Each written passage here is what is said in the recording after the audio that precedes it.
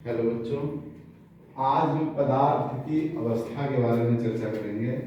पदार्थ की कुल कितनी अवस्थाएं होती हैं। तो पदार्थ के कुल जो ब्रह्मांड में पदार्थ के जितने भी कण पाए जाते, जितने भी पदार्थ स्वरूप पाए जाते हैं, वो कुल कितने हैं? 6 प्रकार के, जिनमें से आपको पहला सबसे पहले कौन देखने को मिलता है? ठोस। कौन देखने को मिलता है? ठोस। दूसरा कौन सा है? द्रव। तीसरा कौन सा है? गैस। चौथा जो है वो प्लाज्मा है।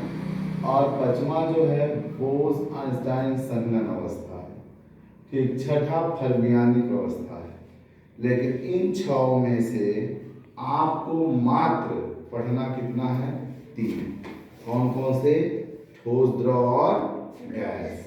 ठोस, द्रव और गैस 3 प्रमुख अवस्थाएं हैं जिनका हम अध्ययन करते हैं, और उन अवस्थाओं के गुणों के बारे में यहीं से हम पढ़ लेते हैं।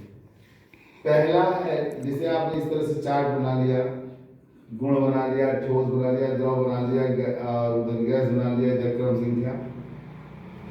तो इसी तरह से हम सारा अध्ययन कर लेंगे। पहला था ठोस का आकार तथा आयतन। ठोस का आकार तथा आयतन दोनों निश्चित होता है। ठोस का आकार तथा आयतन दोनों निश्चित होता है, दोनों फिक्स होता है। कि जैसे आपके दिमाग में मैंने बात कही कि लोहे का खंभा, या मैंने बात किया सीमेंट का खंभा, तो आप आरसी पिलर देखते हैं ना, घर में डालते हैं लोग, तो तुरंत दिमाग में आ जाएगा, नहीं आ जाएगा खंभा। मैंने कहा ईंट, तो दिमाग में चित्र आ जाएगा, नहीं ईंट कैसी संरचना होती है, उसका आकार आयतन फिक्स होता है, आ रहा है दिमाग में आ रहा है। तो जो चीज आप देखे रहेंगे उसकी संरचना बन जाती है। अब आता है दूसरा द्रव। इसका आयतन तो निश्चित होता है, इसका आयतन निश्चित होता है, किंतु इसका आकार निश्चित नहीं होता है।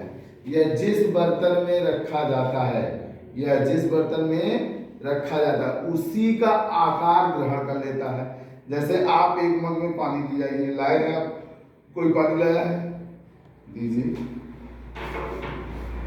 देखिए अभी आपने पानी इसमें लिया है, मान लीजिए इस बर्तन में, तो पानी का आकार कैसा हो गया? ऐसा हो गया ना। लेकिन यही पानी निकाल करके जमीन पे गिरा देंगे तो फैल जाएगा। बोलिए, इसका आकार निश्चित हुआ? नहीं। अगर इसी पानी को हम ग्लास में डाल दें तो ग्लास के जैसा हो जाएगा, लोटे में डालेंगे लोटे में हो जाएगा, और थाली में डालेंगे तो फैला हुआ हो जाएगा। हो जाएगा? नहीं हो जाएगा। लेकिन अगर ये भर के आप लाते तो बोला जाता ना कि 1 लीटर पानी लाए, आयतन निश्चित हो जाता, नहीं हो जाता। तो इस तरह से द्रव का आयतन तो निश्चित होता है, किंतु आकार अनिश्चित होता है। ये जिस बर्तन में रखे जाते हैं उसी का आकार क्या कर लेते हैं? ग्रहण कर लेते हैं। आता है तीसरा, इनका आकार और आयतन निश्चित नहीं होता है। ये किसी भी बर्तन में चारों तरफ घूमते रहते हैं। गैस के अणु चारों तरफ क्या होते रहते हैं? घूमते रहते हैं। इसलिए इनका आकार और आयतन दोनों निश्चित नहीं होता है। अब आता है संपीड़ितता, कंप्रेसिबिलिटी, कितना दबाया जा सकता है। तो भैया ठोस को ज्यादा दबाया जा सकता है? ठोस को दबा सकते हैं आप ठोस को नहीं दबा सकते हैं। लेकिन द्रव को थोड़ा बहुत दबाया जा सकता है, लेकिन बहुत थोड़ा, वह भी नगण्य होता है। इनको भी एक तरह से ध्यान से देखिए तो दबाया नहीं जा सकता। दूध भरा रहे फिल्टर में और उसके बाद ढक्कन ज्यादा अगर बंद करें, या उस ढक्कन भरा हुआ हो, अगर बीच में ढक्कन खाली रहता है, अगर भरा हुआ हो तो क्या नीचे दूध दबेगा? नहीं दबेगा, बाहर आ जाएगा। लेकिन गैस के अणु क्या होते हैं? कंप्रेसिबल होते हैं। गैस के ऐसे अणु है, यदि इनको दबाया जाए तो जो दूर दूर है वो क्या हो जाएंगे? थोड़े से नजदीक आ जाएंगे। समझ में आया? तो द्रव के इसमें क्या कहते हैं?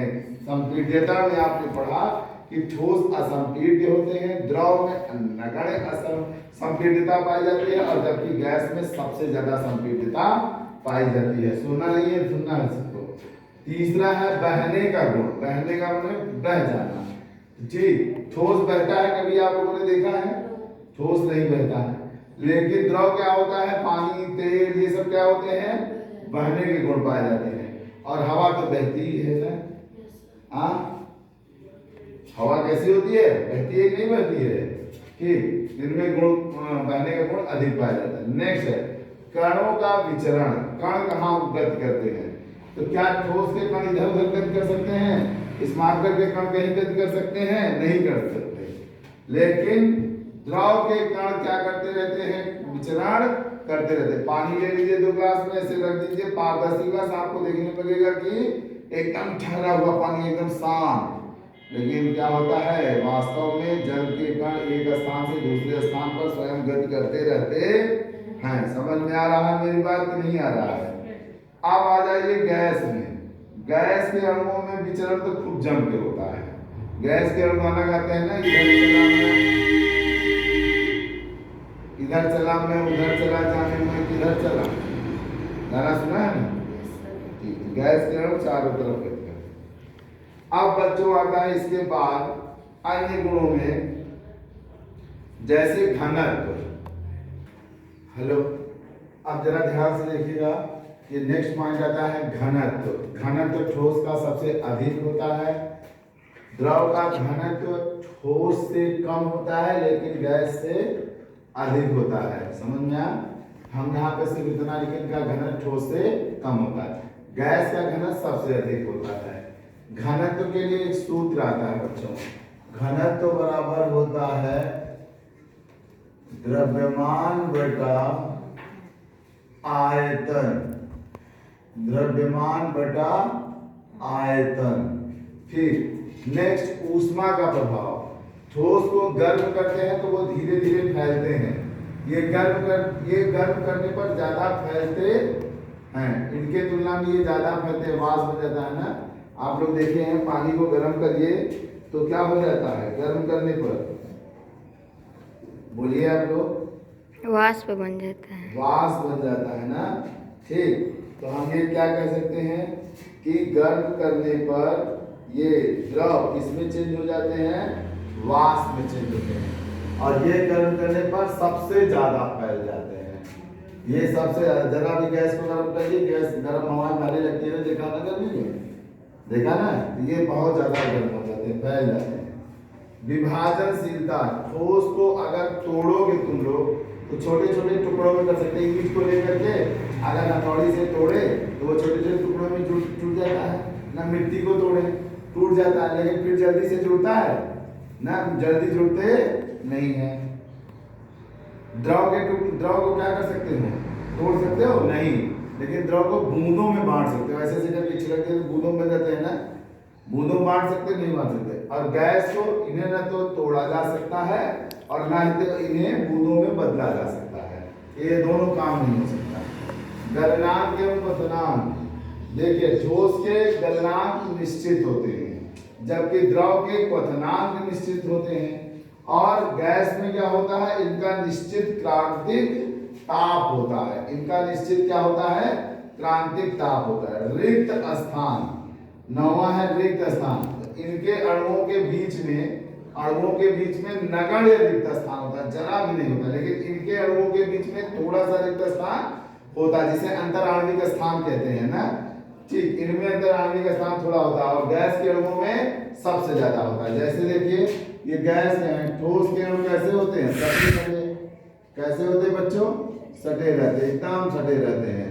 और द्रव के अणु थोड़ा सा गैस के अणुओं के अपेक्षा क्या होते हैं? दूर दूर। समझ में आया? और गैस के अणु और दूर होते हैं। समझ में आया? गैस के अणुओं में अंतराणु का स्थान क्या होता है? सबसे अधिक होता है। गैस के अणुओं के बीच में अंतराणु का स्थान सबसे अधिक होता है। अब बस एक पॉइंट और रह गया है, आप उदाहरण लिख लीजिएगा, ठीक है? बाकी ये हमारा ठोस द्रव गैस समाप्त हो जाता है। अगले वीडियो में हम आपको प्लाज्मा बोर आइंस्टाइन अवस्था के बारे में बात करेंगे। तो अगला है एग्जाम, ये कौन सा है? 10वां। 10वें में ये क्या लेंगे? उदाहरण कौन से हैं ठोस में? ईंट, पत्थर, मार्कर, ये आपका ना पेन, क्यों जी, कुर्सी, मेज। बस करेंगे और बताएं? कुर्सी, मेज आदि। ठीक, अब इसमें आ जाइए। द्रव में कौन आता है? पानी, तेल, और शहद, दूध, शहद, आदि न, नारियल पानी आदि न। पारा, गैस में कौन है?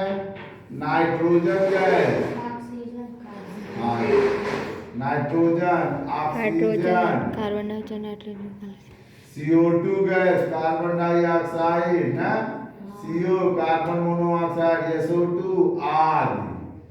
SO2 का पूरा नाम क्या है? Sulphur dioxide gas. समझ में आया बच्चों? आज बस यहीं तक, अगले वीडियो में हम आगे कंटिन्यू करेंगे। धन्यवाद।